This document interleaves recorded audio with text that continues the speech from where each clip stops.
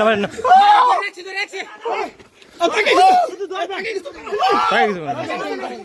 কিছু করা আস্তে ওনাকে রেস্ট দেন।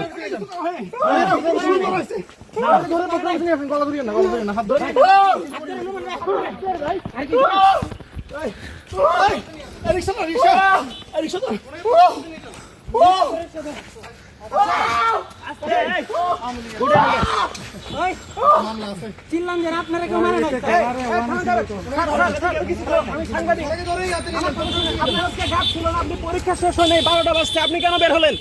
আপনাকে কুলিপ পেরে বের হয়েছে।